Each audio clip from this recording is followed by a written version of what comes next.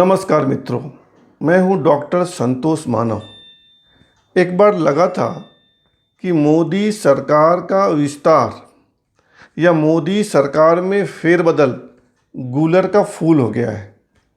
गूलर का फूल मतलब कहा जाता है, बताया जाता है कि खिलता तो ज़मीन पर है, लेकिन ज़मीन पर रहने वालों को देखने या सूंघने का सौभाग्य नहीं मिलता है।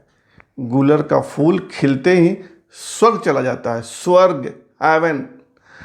बताया जाता है कि ये देवताओं की संपत्ति है।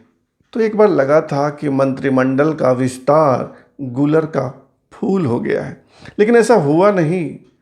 अभी अभी सूचना आ गई है कि मोदी मंत्रिमंडल में फेर बदल या विस्तार की उल्टी गिनती शुरू हो गई है। किसी भी दिन नहीं, किसी भी घंटे विस्तार की खबर आ सकती है। अभी जब ये वीडियो बना रहा हूँ, संभव है 7 को आ जाए, संभव है 8 को आ जाए। इससे विलंब नहीं हो सकता। उल्टी गिनती शुरू हो गई है और इस सूचना के साथ हो गई है कि केंद्र में मंत्री थावरचंद गहलोत को इस्तीफा देने के लिए कहा गया है। वे कर्नाटक के राज्यपाल बनाने की घोषणा हो गई है। यानी मध्य प्रदेश के नेता और केंद्र में मंत्री, मोदी सरकार में मंत्री थावरचंद गहलोत कर्नाटक के राज्यपाल बनाए जा रहे हैं। मतलब मोदी सरकार में फेरबदल और विस्तार की प्रक्रिया प्रारंभ हो गई है। अनौपचारिक तौर पर किसी भी घंटे यह हो सकता है। अब यह जान लीजिए कि इस मंत्रिमंडल में खास क्या होगा। मैं बहुत खास बातें बता रहा हूं आपको। होगा यह कि मोदी सरकार में अब 4 पूर्व मुख्यमंत्री होंगे। एक तो पहले से हैं राजनाथ सिंह, उत्तर प्रदेश के पूर्व मुख्यमंत्री, और 3 नए आ रहे हैं। नाम नोट कर लीजिए और मंत्रिमंडल विस्तार के साथ मिला लीजिएगा। सर्बानंद सोनोवाल, असम के पूर्व मुख्यमंत्री। नारायण राणे, महाराष्ट्र के पूर्व मुख्यमंत्री। और तीरथ सिंह रावत, उत्तराखंड के पूर्व मुख्यमंत्री। और राजनाथ सिंह को मिला दें तो मोदी सरकार में 4 पूर्व मुख्यमंत्री हो जाएंगे और 1 पूर्व उप मुख्यमंत्री भी होंगे। बिहार के नेता, राज्यसभा के मेंबर सुशील कुमार मोदी, जो बिहार भाजपा के बड़े नेता हैं, वह भी मोदी सरकार में मंत्री बनाए जा रहे हैं। तो मोदी सरकार में 4 मुख्यमंत्री और 1 उप मुख्यमंत्री गारंटीड। दूसरी विशेषता क्या होगी? मोदी सरकार की दूसरी विशेषता होगी कि इसमें युवाओं की संख्या बढ़ेगी। यूथ आएंगे। 3 नाम तो पक्के हैं, नोट कर लीजिए। मध्य प्रदेश के नेता ज्योतिरादित्य सिंधिया, युवा ही हैं, बुजुर्ग नहीं हुए हैं। दूसरा, अपने लद्दाख वाले यंग लीडर जामयांग नामग्याल भी आ रहे हैं। ये लद्दाख से लोकसभा के मेंबर हैं, बीजेपी के युवा नेता हैं, तेज तर्रार हैं। और तीसरे, वरुण गांधी, संजय गांधी और मेनका गांधी के सुपुत्र, उत्तर प्रदेश के पीलीभीत से लोकसभा के मेंबर वरुण गांधी। और तीसरी विशेषता क्या होगी मोदी सरकार की, मोदी मंत्रिमंडल की? यह विशेषता यह होगी कि इसमें महाराष्ट्र, पश्चिम बंगाल, उत्तर प्रदेश और बिहार, इन 4 राज्यों से मंत्रियों की संख्या बढ़ने वाली है। मोदी सरकार का फोकस इन 4 राज्यों पर है, बिहार, उत्तर प्रदेश, महाराष्ट्र और पश्चिम बंगाल। अब यह जान लीजिए कि आखिर मंत्रिमंडल के विस्तार में या फेरबदल में विलंब क्यों हुआ। विलंब इसलिए हुआ कि इनको उत्तराखंड का मामला निपटाना था। वही मुख्यमंत्री बदलने की कवायद बदल दिया गया। तीरथ सिंह रावत अब मुख्यमंत्री नहीं है उत्तराखंड के, पुष्कर सिंह धामी बन गए। विलंब इसलिए हुआ कि इनको बिहार में देखना था चिराग पासवान की ताकत। चिराग पासवान 5 तारीख को बिहार का दौरा कर आए। विलंब इसलिए कि शिवसेना के साथ बीजेपी का इलू फिर से प्रारंभ हो गया है। और यह इलू उस दिन ही प्रारंभ हुआ जिस दिन उद्धव ठाकरे महाराष्ट्र के मुख्यमंत्री और शिवसेना के प्रतापी नेता प्रधानमंत्री नरेंद्र मोदी से मिलने गए थे। आपने देखा होगा उसी दिन के बाद शिवसेना की भाषा, शिवसेना का लैंग्वेज बदल गया है।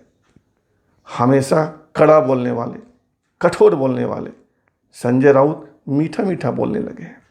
कह रहे हैं कि भाजपा और शिवसेना का संबंध तो किरण राव और आमिर खान की तरह है, पाकिस्तान और इंडिया की तरह, पाकिस्तान और भारत की तरह नहीं है।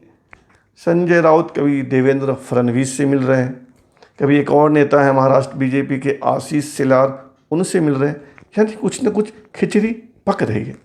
बीजेपी की कोशिश थी कि खिचड़ी पूरी तरह पक जाए, महाराष्ट्र में नया मुख्यमंत्री बन जाए, या न भी बने तो उस सरकार से आउट हो जाए कांग्रेस, एनसीपी और इन हो जाए बीजेपी। शायद ये खिचड़ी अभी पक नहीं पाई है। तो इन्हीं 3 कारणों से चिराग पासवान, उत्तराखंड और महाराष्ट्र के कारण विलंब हो रहा था। अब यह भी जान लीजिए कि मंत्री कौन कौन बनेंगे, अपने पास पूरी लिस्ट है एकदम। अब ये नहीं कहूँगा कि मंत्रिमंडल लीक हो गया या मोदी जी ने जो लिस्ट बनाई वो मेरे पास आ गया, मैं ऐसा नहीं कह रहा हूँ, लेकिन मेरे भी कुछ लोग हैं बीजेपी में, तो सूचना मिल जाती है। एमपी से ज्योतिरादित्य सिंधिया फाइनल 110%। सिंधिया अभी देवास में थे, इंदौर जाने वाले थे, उनको दिल्ली से फ़ोन आ गया, दोबारा फ़ोन आया, एक फ़ोन पहले भी आया था कि तैयार रहिए। सिंधिया इंदौर का दौरा रद्द करके इंदौर से सीधे दिल्ली जा रहे हैं। सिंधिया 125%। मध्य प्रदेश से नए मंत्री ज्योतिरादित्य सिंधिया। अब थोड़ी सी गुंजाइश है, डिस्कशन चल रहा है, एक मंत्री मध्य प्रदेश से और हो सकता है, आइदर कैलाश विजयवर्गीय और जबलपुर वाले सांसद राकेश सिंह, और बहुत संभव है कि दोनों ना हो, सिर्फ सिंधिया मोदी मंत्रिमंडल में मध्य प्रदेश से नए नुमाइंदे हो जाए। अब आप आइए बिहार से Sushil Kumar Modi 110% final, tick mark कर लीजिए। जेडीयू वाले बीजेपी से यही होंगे बिहार से एकमात्र सुशील मोदी, 5 पहले से हैं, 6 हो गए। जेडीयू से 3-4 नाम है, उसमें से 2-3 हो सकते हैं, आरसीपी सिंह, ललन सिंह, संतोष कुशवाहा और रामनाथ ठाकुर। रामनाथ ठाकुर बिहार के पूर्व मुख्यमंत्री कर्पूरी ठाकुर के सुपुत्र हैं और इन दिनों राज्यसभा में। खबर यह भी है कि अपने भतीजे को ठिकाने लगाकर, यानी एलजेपी के 5 सांसदों के साथ लोकसभा में नेता बन जाने वाले पशुपतिनाथ पारस, यानी चिराग पासवान के चाचा, यानी स्वर्गीय रामविलास पासवान के सबसे छोटे भाई पशुपति पारस का भी नंबर मोदी सरकार में लग सकता है।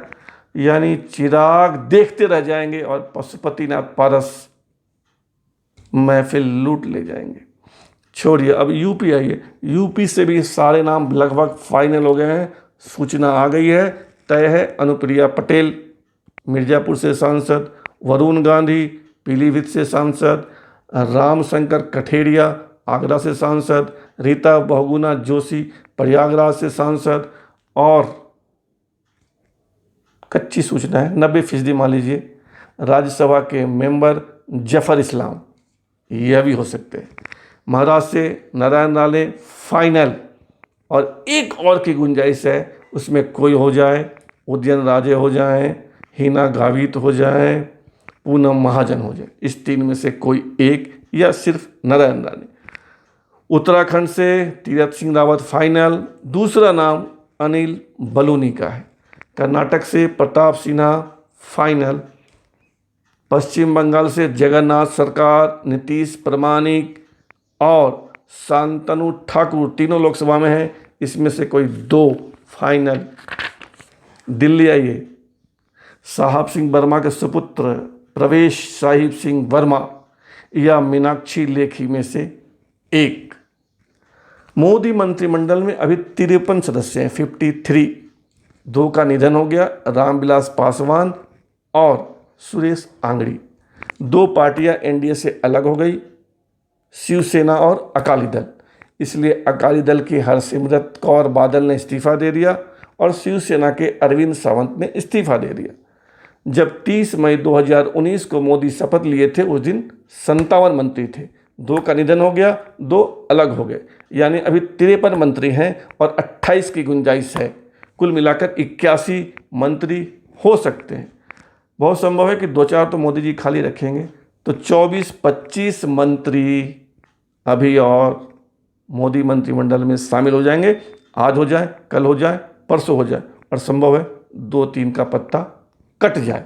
आपसे गुजारिश है कि जब मोदी मंत्रिमंडल का विस्तार या फेरबदल हो जाए तो कमेंट करके इस वीडियो में बताइएगा कि मैंने जो बताया उसमें कितने नाम आ गए और कितने नहीं आए। 90% की गारंटी देता हूँ, आपको चैलेंज देता हूँ, बताइएगा ज़रूर। जय हिंद।